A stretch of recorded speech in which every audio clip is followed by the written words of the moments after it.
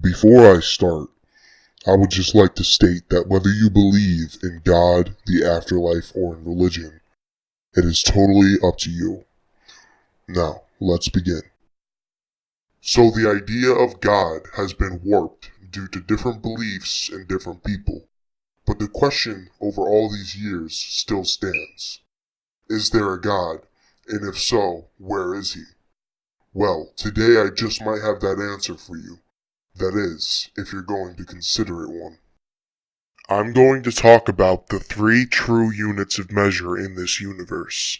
Those three true units of measure are time, matter, and space. Now, those three units are what we like to call the Trinity of Trinities.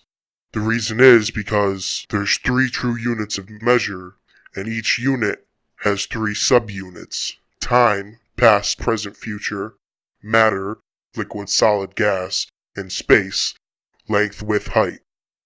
These are the three laws of the universe.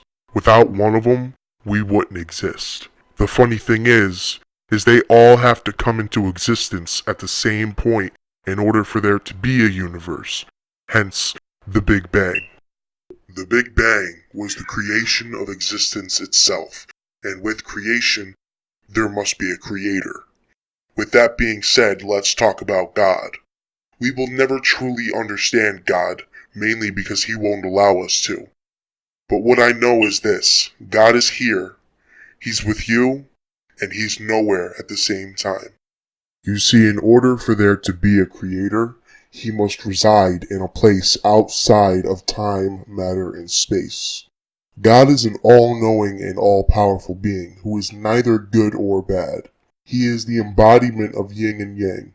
But let me explain. Good cannot exist without evil. Otherwise, how would you be able to tell the difference?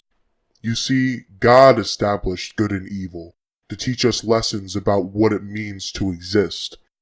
But what if I told you that there was no such thing as good and evil? You see, good and evil are opinionated beliefs based off how you were raised. That's where free will comes in. You see, free will is the idea that we have control over the outcome of our lives, which gives birth to the idea that there is good and evil in this world. But I'm sorry to say that that's wrong. You see, free will is nothing more than an illusion given to man to keep them feeling in control of their lives. But in fact, we are the product of the environment around us, aka God's plan. But let me explain. We don't have free will. In fact, everything in the universe is part of God's plan.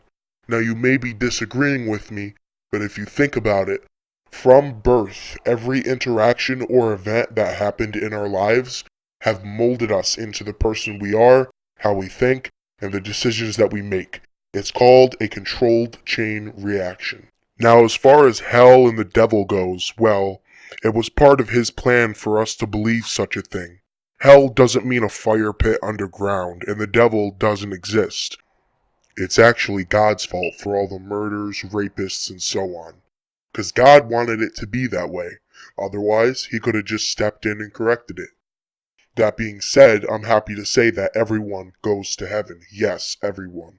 The afterlife is a gift given to everyone. Now, what happens in the afterlife, I don't know. But what I know is this: do not fear evil. Embrace it, for you just might learn something from it. Every different religion, every different belief is all a part of God's plan. Speaking of which, let's talk about different religions. God has never been seen before, mainly because he doesn't want us to see his true form. Instead, people who have had near-death experiences from all different religions have seen their own God that they worship, and so they believe their God to be real. But in fact, it's all part of God's plan. No religion is right, and no religion is wrong. You see, we're all pawns in God's master plan. So it shouldn't matter what religion you believe in. As long as you're learning the difference between right and wrong, then it shouldn't matter. I would just like to say thank you for all of you who have sat down and taken the time to listen to me and what I had to say. I would like to let you know that I am starting up a new religion. It is called Unifiedism, and I will be starting up the Church of the Unified. The Church of the Unified will consist of people from all different religions coming together and embracing their differences, so that we may move on to a better tomorrow. Thank you.